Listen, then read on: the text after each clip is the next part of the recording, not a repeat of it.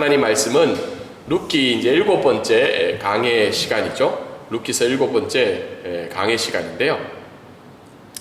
제목은 예수 그리스도의 은혜의 옷자락이라는 제목을 가지고 하나님 말씀을 전하도록 하겠습니다. 룻기서 3장 1절부터 9절까지 말씀입니다. 이번 주에 이제 한국에서 가장 이제 좀 이슈가 됐던 것이 이제 에이펙 2025년 회의죠. 특별히 한국은 경주라는 굉장히 이제 작은 도시에서 이 아시아 태평양 경제협력체 정상회의를 개최했다는 것이 굉장한 우리 한국의 어쨌든 세계적인 부분에서 위상을 알려주는 부분이라고 합니다. 21개국이 이제 모였는데요. 세 번째, 우리나라에서 개최한 것은 공식적으로 세 번째라고 해요. 세 번째인데 이틀 동안 어제 이제 그 에이펙 회의가 마쳤고 그 이전에 이제 많은 국빈들이 방문을 하여서 우리나라 정상과 이제 대화를 나누는 또 만남의 시간을 가졌다고 합니다. 이 에이펙이 이렇게 개최가 됐는데 이슈는 당연코 이제 트럼프 대통령과 시진핑 대통령의 이 무역 갈등이 이슈가 되었죠. 사실은 경주 선언이라고 해서 AI와 문화에 관한 선언들을 하였지만 그거는 이제 우리의 관점이고 세계적인 주목되는 관점은 이 미국과 중국의 무역 갈등이 21개국 참여국들에게 어떤 영향을 끼칠 것인가에 대한 관심들이 많았죠. 그래서 사실 21개국들이 이 두 정상이 옴으로 말미암아 여러 가지 외교적인 일들을 가졌죠. 사실 트럼프가 먼저 왔고 트럼프가 가고 난 다음에 이제 시진핑 대통령이 오는 이런 상황들이었는데 시진핑 이제 주석이 왔을 때 이런 얘기를 했어요. 이제 에이펙 하지 말고 아시아 경제협의체를 만들자. 왜냐하면 이 에이펙에 누가 들어가요?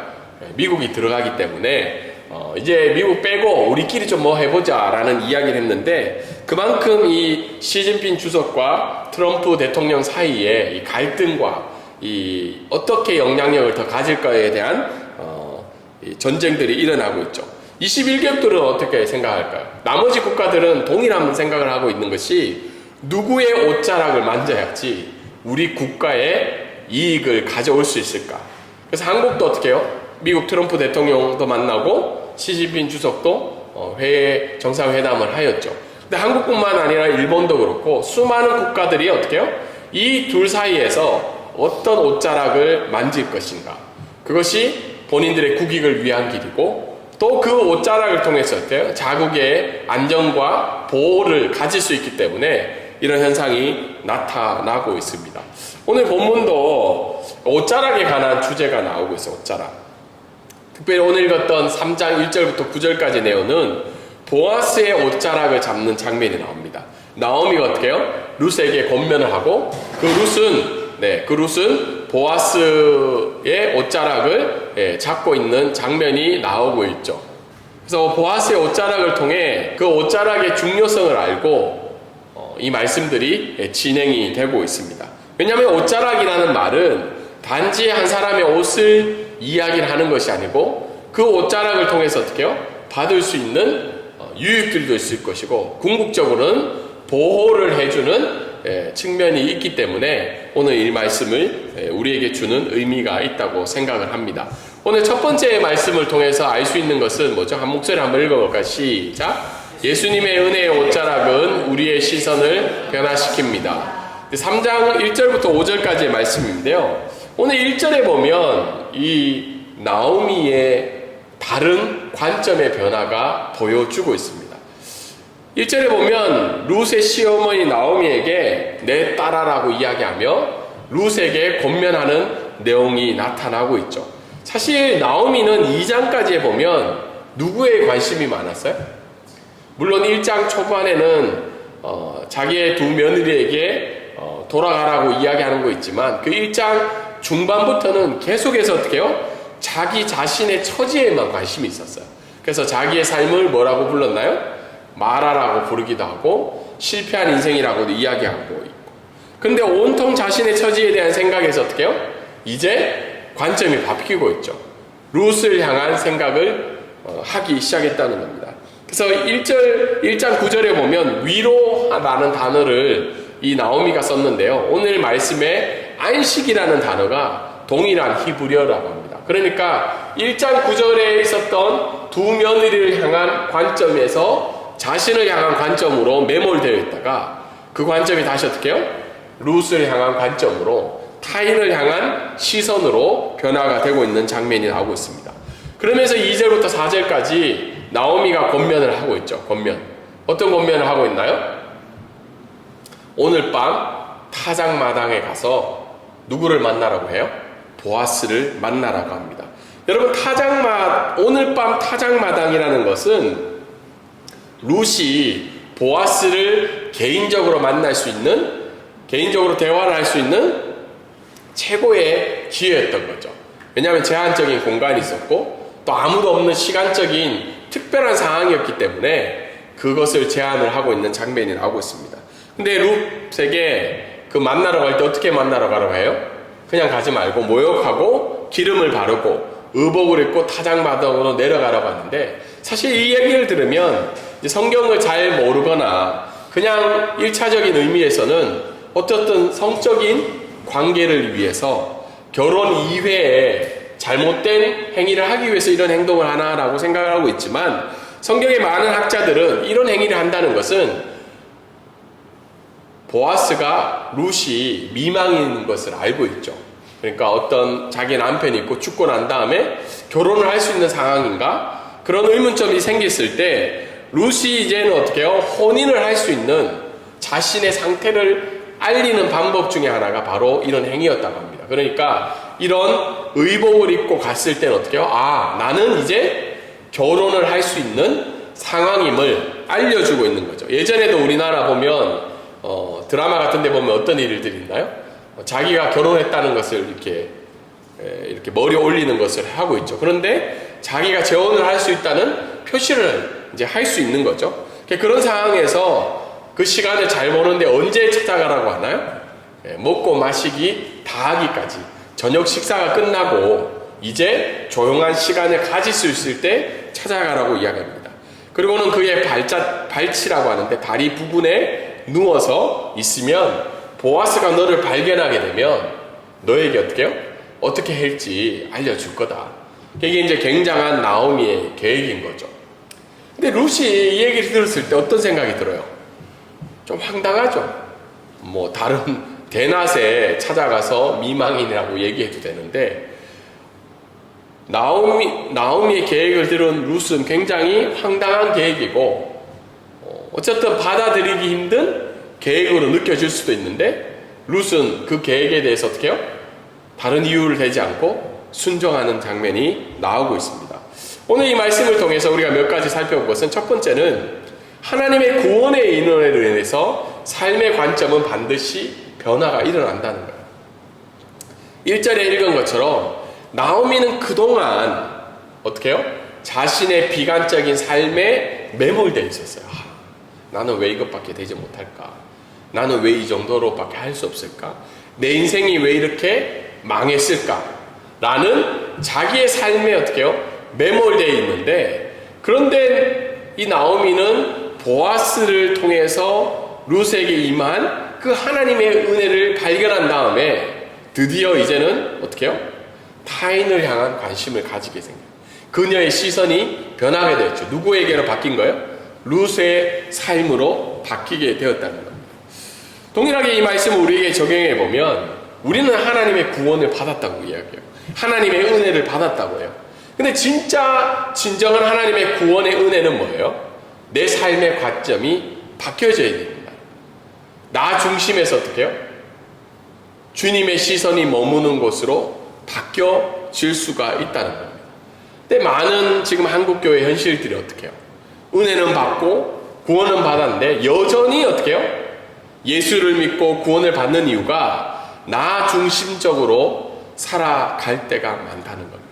근데 오늘 하나님의 말씀은 우리에게 주는 것이, 너희가 진정한 하나님의 구원의 은혜를 받았다면 나 중심의 개인의 삶이 아니라 주님의 시선이 머무는 곳에 하나님이 기뻐하시는 뜻대로 타인을 향한 시선을 가지기 시작해야 된다는 거죠. 그래서 오늘 말씀을 통해서 하나님의 구원의 은혜는 나 중심이 아니라 어떻게 해요? 주님의 시선이 머무는 것으로 우리의 삶의 관점이 변화가 되어야 된다는 거예요. 그래서 궁극적으로 우리에게 던져야 될 질문은 하나님이 기뻐하시는 삶이 무엇인가에 대한 관심을 더욱더 가지는 것이 구원의 은혜의 기쁨이라는 겁니다. 두 번째 오늘 말씀을 통해서 알 수 있는 것은 참된 만족은 예수 그리스도에게서 온다는 겁니다. 2절과 4절에 보면 나오미가 굉장히 황당하고 무리스러운 계획을 이야기를 하죠. 만약에 우리가 룻이었으면 그대로 좀 따라하기 힘들었겠죠. 저도 이 말씀을 보면서 나오미가 굉장히 철저하고 계획적인데 이게 좀 왜 이렇게밖에 할 수 없을까라는 질문은 던져졌어요. 그런데 나오미가 이렇게 했던 이유는 계획의 목적이 뭐냐면 볼이 이삭이 아니라 고엘이자 구속자이긴 보아스를 향한 직접적인 룻의 나아감을 위해서 이야기했던 거죠. 여러분 앞장에서 보면 룻이 하루 종일 이삭을 주워가지고 얼마를 양이 걷어졌다고 했나요? 한 에바죠. 한 에바가 얼마만큼이에요? 17kg 정도라고 했죠. 물론 하루 먹여 살 분량을 뛰어넘어서 2-3주의 정도의 식사의 양이어서 굉장히 우리가 놀랄만한 은혜죠. 근데 17일이 지나고 한 달이 지나면 그 음식은 어떻게 해요? 그 볼 이상은 사라져요? 안 사라져요? 떨어져서 없어지게 되죠. 결국 나오미의 이 황당하고 무리스러운 계획의 특징이 뭐냐면 볼이 이상으로 해결될 수 없다는 거예요. 자기의 삶은. 궁극적인 삶은 하루하루 하나님 상에서 떨어지는 그 부스러기만 먹고 살아갈 수 없다는 거예요. 그 해결책은 뭐예요? 주인 대신 그분 앞에 직접 나가는 게 해결책이라는 거예요. 그래서 이 나오미가 이야기했던 건 뭐예요? 근본적인 문제를 해결하기 위해서 유대 수혼법이죠. 그러니까 형제 중에 돌아가신 형제를 대신해서 그 미망인을 아내로 취하면 그게 근본적인 문제 해결인 거죠. 그래서 보아스에게 직접 나아가기 위해서 나오미는 자기의 며느리인 룻에게 이런 계획을 알려주고 있습니다. 동일하게 이 말씀을 우리에게 적용해 보면 우리는 예수님께 무엇을 도와달라고 해결해 달라고 우리의 소망을 가지고 기도할 수 있어요. 그건 당연한 거죠. 그런데 정작 행복의 시작이자 근원 되시는 예수님에게는 잘 나아가지 않을 때가 많다는 겁니다. 그러니까 옆에 서서 어떻게 해요? 뭐 달라고 해결해 달라고 은혜를 달라고 고백하지만 정작 행복의 근원 되시고 시작 되신 예수 그리스도께는 나아가지 않는다는 거예요. 오늘도 우리가 예배의 자리에 나왔어요. 예배의 자리에 뭐 여러 가지가 이유가 있겠죠. 정말 예배를 사모하며 나오신 분도 계시고 어쩔 수 없이 가족이기 때문에 자식이기 때문에 나온 사람도 있죠. 근데 그 이유가 어떻든 이 예배에 나오는 목적이 뭘까요? 그건 바로 예수 그리스도를 더욱더 많이 알아가고 하나님의 이름을 높여드리고 하나님이 누구신가를 분명하게 더 깊이 알아가며 고백함으로 말미암아 우리에게 주시는 그 하나님의 은혜를 경험하기 위해서 이 예배를 나아온다는 겁니다. 세 번째, 오늘 첫 번째를 통해서 알 수 있는 것은 믿음의 진격이 필요한 시대라는 거예요. 5절에 보면 룻이 시어머니에게 이르되 어머니의 말씀대로 내가 다 행하리이다. 여기에는 이유가 없고 분석이 없고 망설임이 없죠. 룻은 담대히 순종하고 있어요. 그런데 사실 그동안은 나오미의 권면에 순종하지 않을 때도 있죠. 너 집에 가라. 집에 가라. 몇 번 얘기했는데 어떻게 해요? 안 가고 따라간다고. 그리고 2장의 베들레헴에 와서도 나오미는 계속 자기 힘에 관심이 있었는데도 룻은 계속해서 순종하며 나아가고 있죠. 근데 오늘 5절에 보면 나오미의 이 황당한 권면에 순종하고 나아가는 분명히 있습니다. 오늘 아침에 제가 유튜브를 봤는데 그 태국 유튜브예요. 요즘 태국에서도 기독교인하고 불교 작년이었죠. 약간 이단성이 있는 전도자랑 태국 불교에서도 이단성이 있는 학자가 만났어요. 둘 다 좀 이단성이 있는데 만나서 이제 기독교에 대해서 이야기를 하는 거예요. 종교에 대해서. 그러다가 이제 그런 대화들이 나오는데 어떤 사람이 유튜버가 이렇게 물었어요. 기독교인 보고 예수님 믿으면 천국 가는 거 너무 쉬운 거 아니냐. 응아이 끔빠이라는 말이 있어요. 응아이 끔빠이. 너무 쉽다. 그게 뭐가 종교냐. 그러니까 대답하는 사람이 이렇게 대답해요. 예수님은 우리를 위해서 십자가에 죽으시고 죄를 용서해 준 이 사실을 믿는 건데, 근데 너 그 응아이 끔빠이 한 걸 너 믿냐? 이렇게 또 질문하더라고요. 그렇게 쉬운 일을 너 그렇게 믿을 수 있냐라고 질문을 던지더라고요. 동일하게 우리가 유일한 예수 그리스도 구원자라는 사실을 믿기만 하면 어떻게 해요? 굉장히 구원이 쉽잖아요. 근데 세상에 많은 사람들이 이 유일한 구원자이신 예수님을 믿을까요? 안 믿을까요? 안 믿죠. 믿기 어렵죠. 오늘도 우리가 주일날 이렇게 예배 드리러 왔잖아요. 물론 우리 가족은 어쩔 수 없이 와야 되죠. 피해갈 수 없잖아요. 제가 뭐 한 목사님들 뵐 때마다 저기서 버스 타고 뭐 길게는 1시간 반, 짧게는 1시간 가량 돼서 이렇게 오시는데, 주일을 성수한다는 건 사실은 쉬운 일이 아니에요. 우리가 익숙해져 있고 훈련되어 있고 어쩌면 습관처럼 드려지기 때문에 예배를 드리러 오지만 주일 성수도 쉽지 않다는 겁니다. 그리고 타인을 위한 시선과 삶, 오늘 1장에 첫 번째 있는 것처럼 타인을 향한 시선과 삶의 관점을 변화시켜야 된다고 이야기하는데, 이것도 쉬운 일이 아니죠. 신앙생활과 헌금생활과, 그리고 이 시대 사람들에게는 우리의 믿음이 어떻게 해요? 이상한 믿음의 순종으로 비춰진다는 겁니다. 그런데 그럴 때면 어떻게 해요? 믿음의 진격이 필요하다는 거예요. 담대한 마음으로 이런 부분을 순종하며 나아가는 것이 오늘날 우리에게 필요한 믿음의 모습이라고 합니다. 그러다가 제가 뉴스를 통해서도 들었는데, 한국교회에 대해서 이야기하는 것을 들었어요. 저기 더불어민주당의 의원 최모모 의원, 이제 의원직이 안 된 분이 있죠. 맨날 이렇게 좀 세게 얘기하시는데, 이분이 얘기하더라고요. 한국교회를 보면 제왕적 대기업이라고 그래요. 제왕적 대기업. 이유도 없고 아멘으로 응답하고 세금 조사도 하지 않고 기업과 같은 제왕적 구조라는 거예요. 그러면서 이상하다는 거예요. 그래서 제가 그 이야기를 들으니까 사람들은 우리의 믿음의 모습을 이상하게 보고 있구나라는 걸 또 한 번 생각하게 된 거예요. 그래서 이런 이상하게 생각하고 비합리적이라고 생각하고 정상적이라고 생각하지 않는 사람들의 시선 속에서 우리는 하나님의 말씀에 대한 믿음의 진격이 오늘날에도 반드시 요청된다는 겁니다. 두 번째, 오늘 말씀을 통해서 한번 몇 가지를 살펴보고자 하는데, 우리 한번 두 번째 말씀 읽어보도록 하겠습니다. 시작. 예수님의 은혜의 옷자락은 우리의 삶의 보호와 하나님과의 언약입니다. 룻은 순종의 행위를 하죠. 6절과 7절에 나오미가 재난하는 대로 어떻게 해요? 순종하고 행동하고 보아스의 발치에 누워있죠. 그래서 8절에 보면 보아스가 어떻게 해요? 자다가 눈 떴는데 뭔가 이상하잖아요. 우리도 자다 보면 뭔가 옆에서 사람이 오면 느껴지잖아요. 약간 쎄한 느낌이. 그러니까 보아스도 동일하게 쎄하게 느껴졌을 것 같은데, 그 여인을 발견하게 돼서 묻죠. 너 누구냐? 사실 한 여인이라는 말은 보아스와 룻의 신분의 차이를 이야기한다고 합니다. 어쨌든 좀 이상하고 잘 모르는 그 여인을 향해서 묻고 있죠. 너 누구냐? 그러니까 룻이 대답을 하고 있죠. 누구 어떻게 해요? 대답을 하고 있나요? 나는 당신의 여종입니다. 근데 첫 번째 요청한 게 설명한 게 아니고 뭐예요? 라고 얘기해요. 옷자락을 덮어달라고 하죠. 사실 옷자락이라는 말은 피난처라는 말이라고 이야기합니다. 그 보호해주고 당신의 자비의 은혜로 나를 지켜준다는 의미라고 합니다. 그리고는 또 마지막 설명은 뭐예요?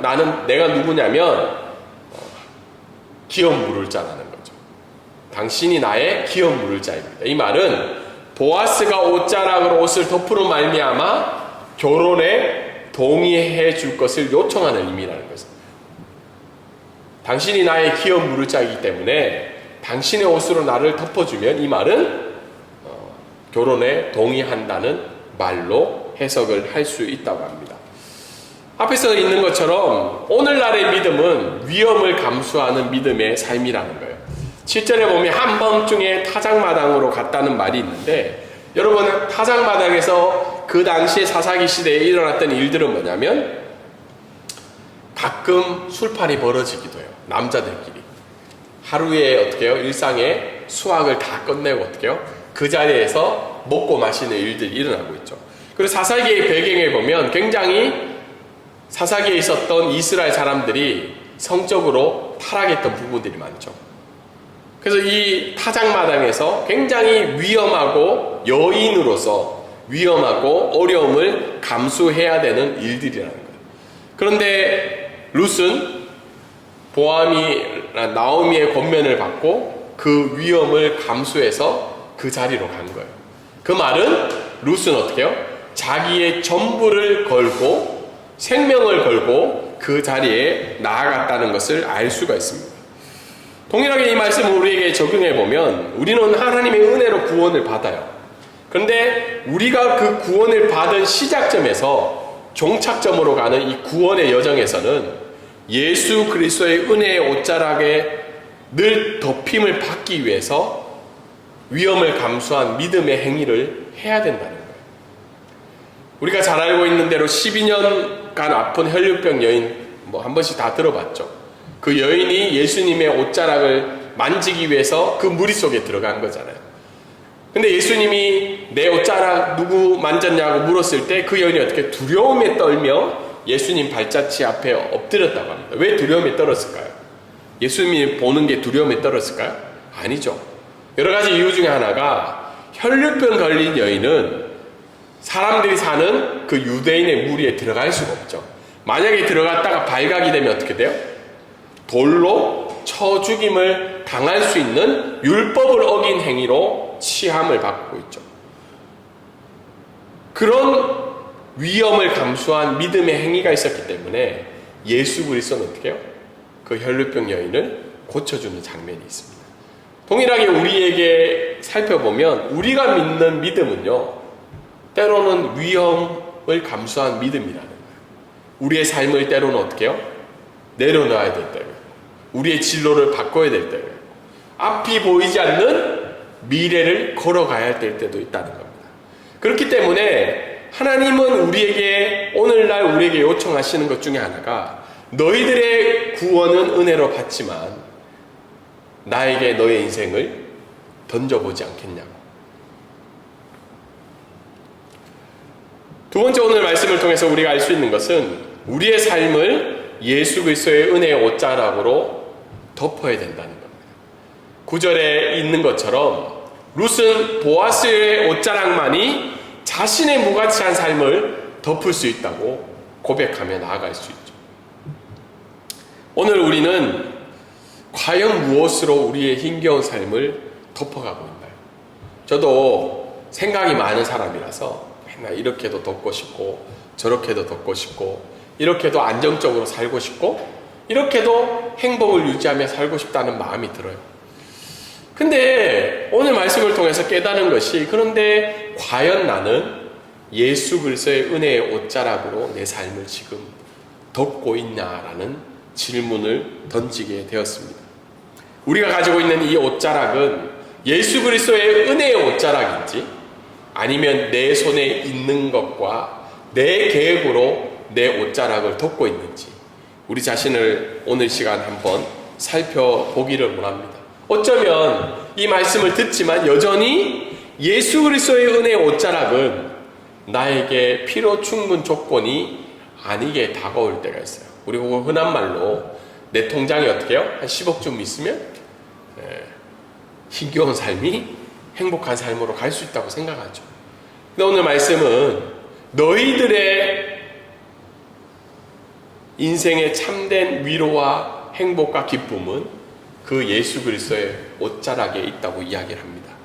또한 어떻게 해요? 예수 그리스도를 믿지 않는 사람들이 자신의 삶의 행복과 기쁨과 참된 평안을 얻기 위해서 얼마나 많은 노력을 해요.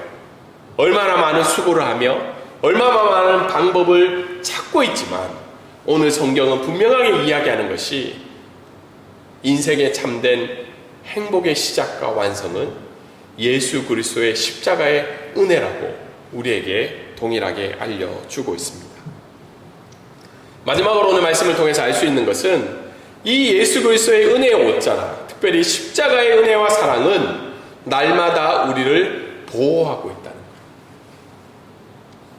보아스의 옷자락으로 자신을 덮어달라는 룻의 요청은요, 룻기 2장 12절에 나온 보아스가 축복했던 내용이랑 동일한 거예요. 그게 뭐냐면 이스라엘 하나님 여호와의 날개 아래로 피하게 된다는 거죠. 그 날개가 너를 보호하게 될 건데 그 날개가 지금 누구를 통해서 이루어지고 있나요? 보아스의 옷자락을 통해서 여호와의 날개 아래로 들어가게 된다는 겁니다. 존 스토트는 이 요청을 우리가 죄와 세상의 위협으로부터 벗어난 그리스도의 완전한 보호를 구하는 모습을 상징한다고 이야기를 하고 있죠. 그러니까 룻이 그냥 보아스의 옷자락을 덮겠다는 건 그냥 내 남은 인생을 행복하게 지내겠다는 것이 아니라 궁극적인 어떻게요? 여호와의 날개 아래 들어가겠다는 룻의 믿음의 선언과 같다고 이야기를 하고 있습니다. 여러분, 우리가 지금 우리에게 가지고 있는 우리의 삶의 안정과 보호의 옷자락은 무엇인가요? 며칠 전 뉴스를 보니까 막 금값이 어떻게 해요? 팍 올라갔다가 12년 만에 지금 어떻게 됐어요? 최대치로 떨어졌죠. 얼마 전에 저희 학교 직원 중에 금을 산 사람이 있다고 그래요. 20만 밭을 샀대요. 20만 밭. 그러니까 우리나라 돈은 한 900만 원이죠.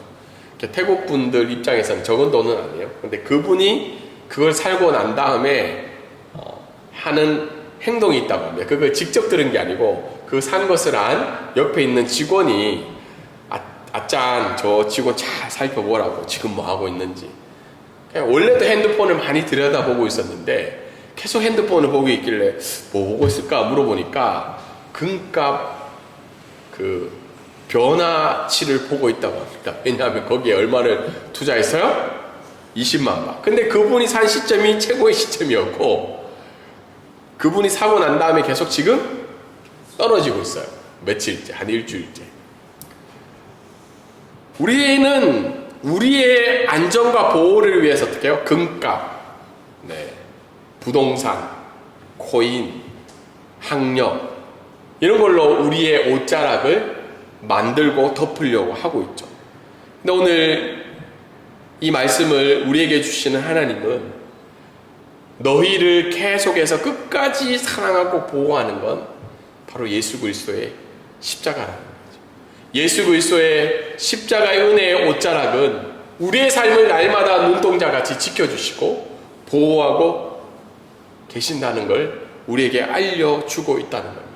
그래서 여러분 정말 마음이 힘들고 어려울 때마다 어디로 돌아가야 되냐면 십자가의 사랑을 허락해 주신 그 예수 그리스도께 우리는 날마다 돌아가야 된다는 겁니다. 오늘도 저희 말씀을 준비하고 또 묵상하면서 나에게 있어서 나에게 안정과 평화와 보호를 해주는 옷자락은 뭔가 계속해서 고민이 되는 거예요. 근데 오늘 아침에 고백한 건 뭐냐면 며칠 동안은 그 옷자락이 예수 그리스도가 아니라는 걸 발견하게 되었어요. 그 괴의 그 안정적인 건 예수 그리스도가 아니었던 거예요. 그래서 오늘 이 말씀을 준비하면서 다시 한 번 더 그 하나님의 은혜의 옷자락을 만지는 그 노력과 믿음과 고백이 있어야 되겠다는 생각을 하게 되었습니다. 오늘 말씀을 적용해 보면 우리는 날마다 예수 그리스도의 은혜의 옷자락을 만짐으로 말미암아 우리의 생각과 시선과 행동이 하나님이 기뻐하시는 일이 되게 해달라는 그 은혜의 고백이 날마다 있어야 됩니다. 두 번째는 십자가에 베푸신 그 은혜와 사랑이 지금도 나를 지켜주시고 보호하여 주시고 함께 하심을 믿을 때 세상이 줄 수 없는 평안과 위로를 우리에게 허락해 주신다는 겁니다. 이 위로와 평안을 누리시는 저와 여러분이 되기를 주님의 이름으로 소망합니다.